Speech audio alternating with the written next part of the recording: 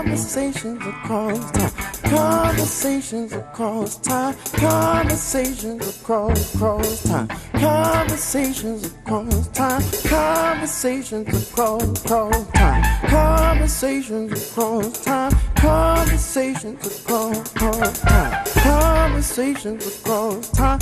Conversations across time. Conversations across time. Conversations across time.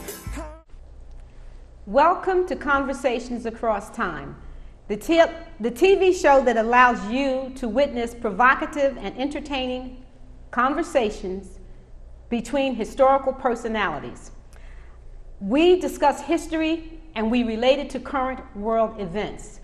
And tonight, I am very pleased to have, of course, my co-host and partner in crime, former State Representative Babette Joseph. Welcome again, Babette. Thank you so much. And seated next to Babette is Pope Clement VII. Welcome, Pope Clement. Peace be with you.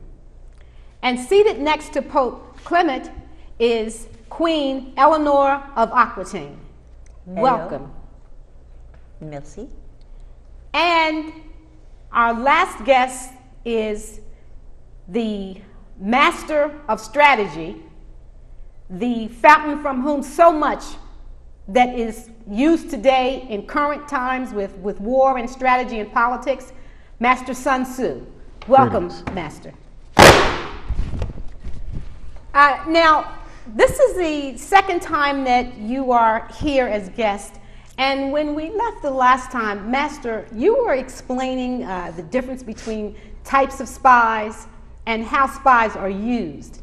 And if I may recap for a moment, we talked about the fact that a way that spies, as you described spies being used, is, for instance, if a conversation would happen between two people, between Pope Clement and Eleanor of Aquitaine, for instance, and they would say something in talking to each other in the presence of Babette, and that Babette would come back to me as someone that I trust, not having participated in the conversation, but having overheard it, and think that the information that they were talking about was true, but it would not be.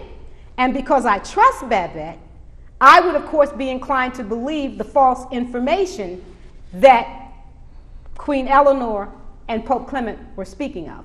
Correct. And so, given that, and maybe coming up with a more cogent and recent example of that, Pope Clement, as I'm sure you are aware in following what is going on currently, which is one of the beautiful leaps that we can take with Conversations Across Time, the United States was placed in the position of going to war with Iraq. Now, we did this in 2003, but it was after there had been a horrendous attack on this country on September 11th, 2001. And can you explain the parables between, or not the parables, but the parallels between the example that Master Sun Tzu gave of misinformation and that information being given or provided to someone that is trusted, and that trusted person coming back and making that representation, which would cause different things to happen? I can. I think the Bush administration took Sun Tzu's Art of War and they took playbook right out of it in terms of spying and using spies. What they did was they used Colin Powell as the person they were going to give misinformation to. And they gave him misinformation about uranium and the capabilities of Iraq to build a nuclear weapon and weapons of mass destruction. And he announced that before the United Nations, and based on that information, we were able to get Congress, the nations of the world, to go to war with Iraq based on faulty information. And Colin Powell did not know it was faulty at the time. He was set up, and it was taken right from the playbook of this distinguished man who originated the art of war. And I'd like to explain, Master Sun Tzu, Colin Powell was someone that was just beloved and trusted, He would make the perfect spy. not even realizing that he was being used as a spy. Not at all. Those are sometimes the best spies to use of all. The ones who don't know that they're delivering the misinformation. Preferably someone with influence or someone with authority in some branch. You make that person, you bring that person to your cause. You feed them misinformation. You make them believe that their cause is just, and then you send them out to do your bidding. So I would say that they took a great page from my book and used it very well. Yes, to our everlasting shame, I would say. Perhaps In out of this context, country. yes. I think, and for the great amount of respect that the population held for Colin Powell, the thing that made him so perfect for them is Colin Powell was military, so we trusted him. But not only was he military, he was an African American man who just had a presence that was commanding, has a presence that's commanding. And he was likable. And he which was is very likable. important. And he led was us a in the Republican. He led the United States in the Gulf War. Yep. Yes, and he had led the Yes. United States in the Gulf War, and as you say, Babette, he's a Republican. I mean, So he was. people were just astounded that this Covers all person- bases, yeah. They covered all bases, absolutely. And they lied to him shamefully, and they lied to us. Yes, yes, and And they continue to lie to us. And we're spied on all the time, and we don't even know how. yes. And Queen Eleanor, interestingly enough, in that we talked about how you studied Master Sun Tzu. I don't think anyone really recognizes the amount of cultural things that you did. I mean, we at least need to talk about the fact that Henry, following and taking a page out of Sun Tzu's book, used his dear friend, his childhood friend, Thomas Becket. Thomas Becket was the Archbishop, and Thomas Becket and Henry had been close friends. And when I say close friends, they, at the time, I think the expression that they used is they went winching together for up-to-date message of what winching together means. They literally hoard around together. Yes, that's always a way that males bond. It's astounding. And that at some point, much to your dismay, Henry decides when Becket is no longer being his pawn, I think he actually said, well, we're playing it. I'm king and you're archbishop, and we're playing a game again, a boys' game again. And when Becket took the duties of his office, his clerical duties, seriously, and when he began to demonstrate that, Henry Becket got rid of him. had him beheaded. However, they were two people that were so close, and I'm wondering if indeed they weren't following some of your principles. Well, if Henry wasn't. Certainly didn't have very much. When she had 8 children, right, with this husband, she would have killed in a minute if she could have. With my second husband, yes. Yes. And did outlast him. And did avenge the death of her older son. And was the mother of 4 kings. Very few people are the mother of 4 kings, even if you really like your sons. They're not really 4 kings. It was a remarkable life that I have lived. And I do owe a great deal to Sun Tzu. The information that you gave in the book was amazing. And it led me in so many different ways. Of course, being a woman and having intuition, I was not only able to use your strategies, I was able to put forth my own feminine touch, so to say. Well, you didn't sort of have an army except once No. anyway, so that you had to use his techniques, didn't you? Because I did. Especially The only time you this really had an fast. army was when you went on that one crusade. Oui. My dear child, though, may I ask you a question? As a very, very strong and practicing and devout Catholic, on what grounds did you even want an annulment other than to marry someone who had more land and would give you more power? I had no other grounds other than pursuing what was rightfully mine to begin with. Did you find Henry to be more exciting? For instance, you did want Louis to capture, you wanted him to capture Toulouse, which had belonged to your family. Oui. And when Louis refused to do that, did you perceive that Henry was someone who was more warlike, who was more Younger. and he was younger? Yes. Oui. You know, we old ladies like young guys, you know? Oui. So, my dear child, you're no different than I in the sense that you allowed your ambition and your geopolitical goals to trump your Catholicism. Which is exactly why I said to you, or I said to Babette, that you repented. I said that, I don't know if it was her, but you did your penance, you repented, and so therefore you are forgiven. How did you repent then? In many ways. Well, she ran the country. In many ways. I get that. Not easy. Yeah. She watched her older son be murdered by her husband. Not too easy.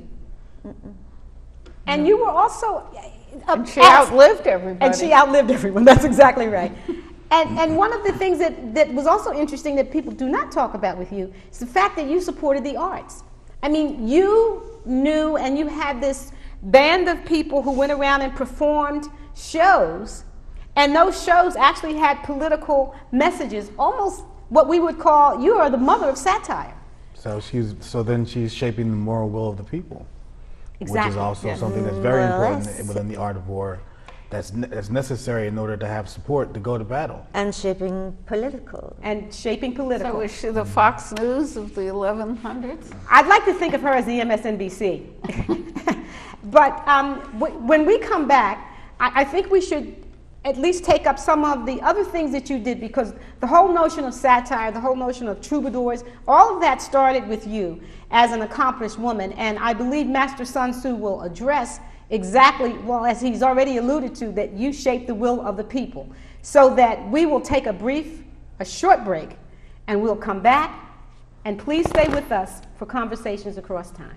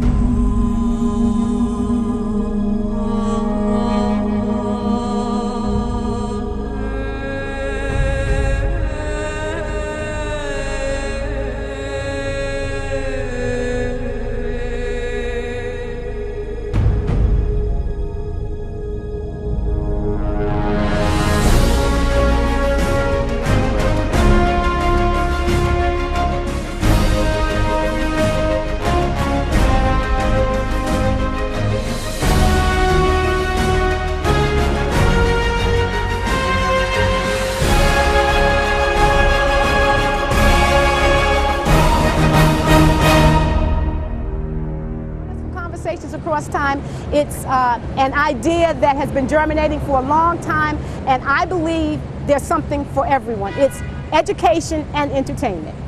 So here I am, waiting for a bus on a street corner when my friend Vivian drives by in a car and says, "Babette, I want you.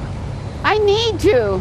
So I thought, sure, and I had a card with me, my business card. I gave it to her, and I thought, I probably won't hear from Vivian again. for a while, but right away she emailed me, she called me, and now I'm doing her concept, which is really, really interesting, to make history alive and to relate it to what's happening now in our country and our world. Hello, I'm Janice LaFlamme, and this is Conversations Across Time. Before the break, we were having a discussion with Queen Eleanor and talking about the fact that she could be considered as the mother of modern satire. And with that thought in mind, I'd also like to at least have a conversation about what's going on today, in that you, as the person who used theater, not only for satire, but you were able to use it effectively for propaganda, not unlike what we see happening today. On the internet, but there was no internet, so it was the troubadours. Oui. Yes. What did they do? They went around? They did. They performed, and they alluded to many of the thoughts that I wanted them to think, and to then become part of their culture and their political, so to speak, way of. So you actually shaped public opinion. I mean, that's really what you did, and quite effectively. More or less. Well, she certainly reigned without, we don't hear any stories about rebellions or great discontent or...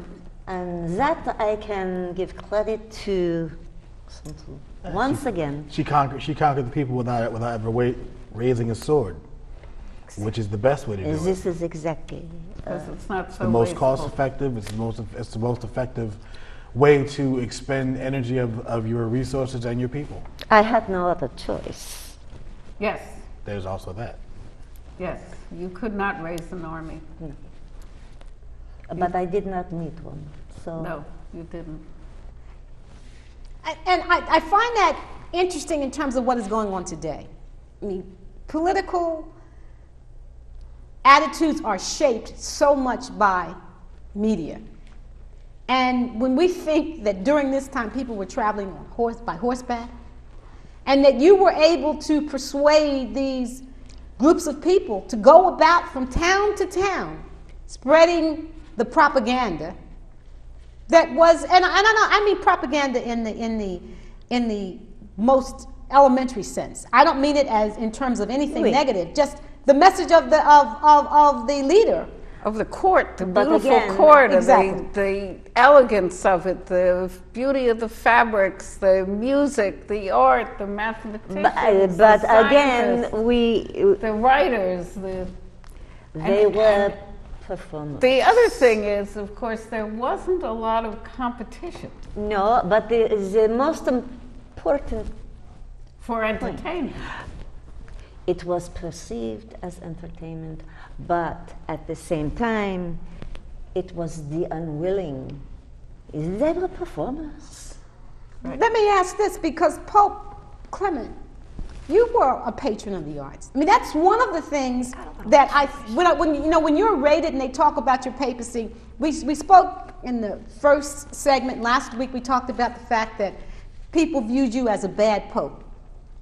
And I'm happy that you clarified the fact that, well, you were viewed as a bad pope from the standpoint of your interest was more to take care of your family. That was, you protected your family, you protected Florence. And Florence, as we know, as you explained, was the cultural center. So, you commissioned Michelangelo. I commissioned Da Vinci and Michelangelo. Da Vinci in my youth when I was a cardinal, and on my deathbed I commissioned Michelangelo to paint the Last Judgment on the Sistine Chapel. That was part of my penance for the sack of Rome and also my contribution to the arts. But I only followed in the footsteps of my great uncle who raised me, Lorenzo the Magnificent, who taught us all the most important thing were the arts. And he commissioned numerous artists, as did I as Cardinal, and as did my cousin Leo, who was the Pope. And we felt the arts were very important. And if you notice, most of the things we commissioned were of a temporal or religious nature, because that's how we spread the word. And getting back to what the moderator said about current propaganda in TV and blogs and the internet, we use the paintings, we use the sculptures as propaganda measures for the church, and that's one of the reasons we patronize the arts. Now, it had the good point that we have the masterpieces that have come down to us today. That have survived to this day. Yes. And what's interesting about some of the masterpieces is that we look at those and we revere them, and I mean, there are so many people that look at some of the art that you commissioned, and we hold it in such high regard. And I think it's almost like you made it the importance of art. You were at least the Pope that's most remembered. When you were Cardinal, of course, and when you were Pope, you're most remembered for your heavy hand in getting these artists to accomplish these tasks, which were, in a sense, propaganda. Yes. Well, they were, absolutely. Yes. But I did do that, but I got it from my uncle who raised me, Lorenzo the Magnificent. He taught me that, so he deserves more credit than I do. The churches themselves, the cathedrals, Yes. ordinary people lived in hovels. And then they went into these magnificent buildings that soared above them, and light streamed in, and in front of them was the deity. I mean, that must have been so awe-inspiring that people were afraid to be non-religious. The people really feared cursing out God, which we do every day in the modern world. Yes, yes. The techniques of propaganda go back to the master. Eleanor used them, we used them, and of course they went further and exploited in the way you just mentioned by Goebbels and Nazi Germany and the types of extravaganzas they produced. And Lena Lichtenstein. Yes, exactly. And again, it's far more cost effective to go into an area and make friends of the people rather than to make war with the people. Children's songs, right? Children's poems. Yes. That's what you. Why are all or most of the young people environmentalists? Because they read that story by Dr. Seuss and the what is it? The Lummets, the trees, the whatever. The Lorax. The Lorax, exactly. Yes. That's propaganda. The Lorax speaks for the trees. That's right. You read it to your kid, and you just thought it was a children's story, but it wasn't. It was environmental propaganda. Exactly. And when we talk about the art of war, and just as your tenet, when you talk about the way to win a war, I mean, would you explain that again, the best way to win a war? The best way to win a war is basically through deception. There's a chapter in my book that says, if you are far from your enemy, make him think that you are near. If you're weak, make him think you're strong. If you're strong, make him think that you're weak. Therefore, your enemy is off balance. He never knows what you're truly doing. Using spies to sow propaganda into your enemy camp. Making use of what you have at hand and adding those things to your own strength are all ways of waging effective warfare and a path to victory. Psychological warfare. Psychological warfare. And I can't, I mean, I'm sitting here saying, dare I bring this up?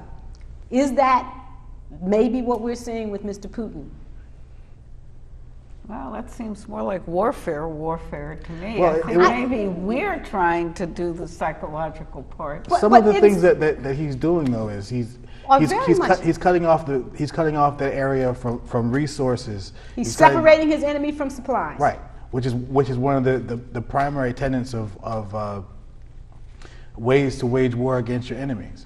And it's psychological, is it not? Because no one knows what he's going to do. I mean, he's amassed troops at the border of the Ukraine. Are the troops going to march into the Ukraine? Probably not. Probably not. And then he also has, But we don't know, of course. but we don't know. He's managed to keep the whole world at the end of it, at the edge of the seats. But at he the edge of doesn't our have seats. to. Well, from right in the Art of War, it says you don't have to necessarily invade your enemy. You can cut him off from all supplies in the world, and he can fail just as well that way. But that's what That's what we're trying to do. That's to what him. the sanctions are. And there you go, and there's the That- next again. level up. There you are. Right, right. So we've got to a point where I think both sides, or at least I hope we understand, we can't have a hot ground war, so we're working on these sanctions. We're trying to make them feel the punishment economically. We want the people of Russia to be complaining to Putin, you can't keep doing this because we're losing our jobs, we're starving, we're cold, we're whatever it is. And that's what our goal is. Whether we can achieve it is another question. It's definitely a sound premise. It says right in the Art of War, if your enemy is starving, cut him off from food. But all due respects to the master, all the great leaders, except myself, read The Art of War. And therefore, it's the execution and implementing Yes. what you so wisely have written. And because they all read the same things. So it's the execution. Which you apparently did as a cardinal better than as a pope. I did it much better as a cardinal than I did as a pope. There's a lot of examples in history that would say that's replete. People did okay until they became the president or the king. That's correct. And with that in mind, I mean, it is interesting because we could talk about present day examples of that, where people are just not cut out to sit in the seat, but they can definitely be the power behind the throne and very effective at that. I guess maybe the modern day name for that would be the Peter Principle. Yes. Yes. You want to explain? Well, the Peter Principle is you rise to the level of your incompetence. So I was competent as a cardinal. When I became Pope, I became much more incompetent. I didn't mean Pope Peter, our Savior, or anything. I meant the Peter Principle. Yes, yes. No, and I think that this is probably a good place for us to bring this conversation across time to a close, because there's so much more that we could talk about and so many exploits that we could talk about. And Master Sun Tzu, it is just so wonderful that you have come here and shed some, or illumined this discussion for us, because where we are right now is we see this happening in current times. We see this happening in current policy, and it's really, they're just using principles that are, what, 3,000 years old now? Are we Nothing new under the sun? Nothing new under the sun. So true. So I'm going to, at some future point, I hope that the panel will grace us and maybe we can pick up on this conversation again, but this has been most inspiring and most illuminating, because we are living currently in some times of upheaval, and I think many of our viewers are a little unsettled as to what is going on, what is going on with policy and what's going to happen in the Ukraine, all of these things. And so I thank you for gracing us tonight and having this conversation with us and letting us know that this is a conversation across time, but this is a conversation for time. And as we are witnessing these, experiencing these problems now, they will continue. So I thank you so much. Thank you, Babby, as always. Thank you, Pope Clement. Peace be with you. Thank you, Queen Eleanor. Thank you so much. And thank you, Master Sun Tzu. And this has been Conversations Across Time. We look forward to you joining us for another interesting, illuminating, and provocative conversation across time. Good night. Conversations across time, conversations across time, conversations across time, conversations across time, conversations across time, conversations across time, conversations across time, conversations across time, conversations across time, conversations across time, conversations across time. Conversations across time. Conversations across time. Conversations across time. Conversations across time. Across